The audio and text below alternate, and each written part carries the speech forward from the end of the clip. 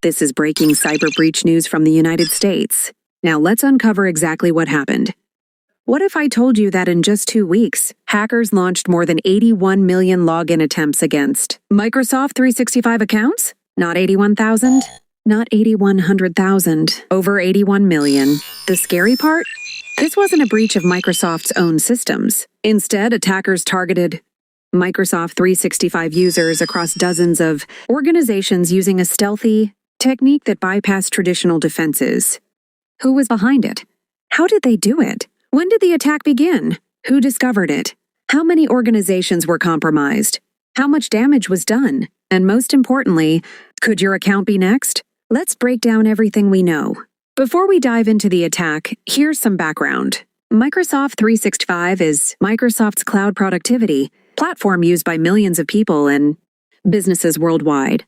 It includes Outlook, Teams, Word, Excel, OneDrive, and many other cloud services. The company is led by CEO Satya Nadella and serves organizations across nearly every industry. Because of its global popularity, Microsoft 365 has become one of the biggest targets for cybercriminals. According to cybersecurity researchers, the campaign began on June 12, 2026.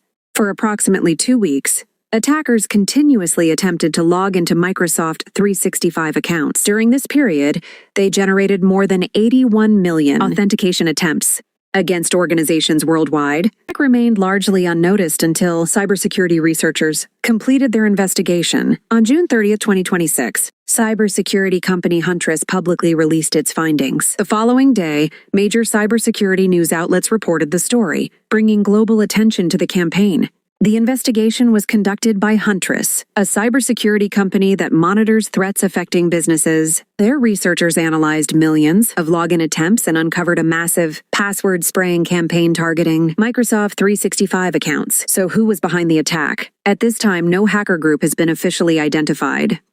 Researchers observed that much of the attack traffic originated from infrastructure associated with Al-Shawai LLC IS3D177. However, security experts have not officially attributed the campaign to any specific cybercriminal group or government. The investigation is still ongoing. Now let's understand the attack itself. This was a password spraying attack, unlike a traditional brute force attack, where thousands of passwords are tested against one account. Password spraying works differently. Attackers choose a few common passwords, such as seasonal passwords or weak default passwords, and test them against thousands of different user accounts. Because each account receives only a few login attempts, many security systems don't immediately detect the attack, making it highly effective. Hackers do it. The attackers combined previously exposed usernames with commonly used passwords. They also abused Microsoft's OAuth ROPC, Resource Owner Password Credentials, authentication flow. In several environments, conditional access policies were not properly configured. This allowed attackers to obtain authentication tokens after successful logins in some cases, even where organizations believed their security controls were sufficient. Now let's look at the damage. According to Huntress, more than 81 million login attempts were recorded. 64 organizations were targeted. At least 78 Microsoft 365 accounts were successfully compromised. Some of the compromised accounts reportedly belonged to employees with elevated access, increasing the potential security risk. Did Microsoft itself suffer a breach? As of now, there is no official confirmation that Microsoft itself was hacked.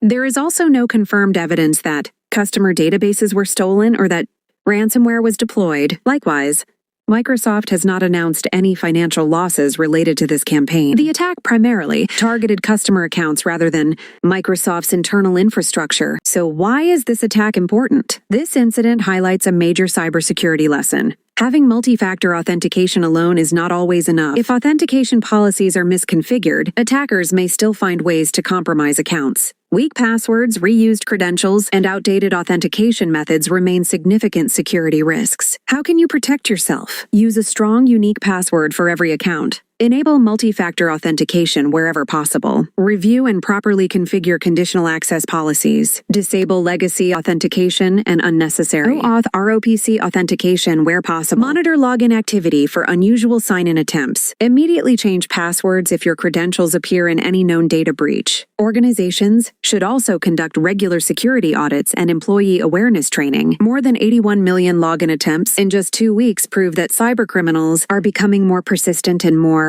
sophisticated. This campaign also reminds us that attackers don't always need to hack a company directly. Sometimes targeting employee accounts is enough to gain access to valuable systems. As the investigation continues, more details may emerge about who was responsible. Until then, staying informed and practicing good cybersecurity hygiene remains your best defense. If you enjoy verified cybersecurity news, data breach investigations, and threat intelligence updates, subscribe to the channel and turn on notifications so you never miss the next major cyber story. Thank you for watching. Stay safe, stay informed, stay cybersecure.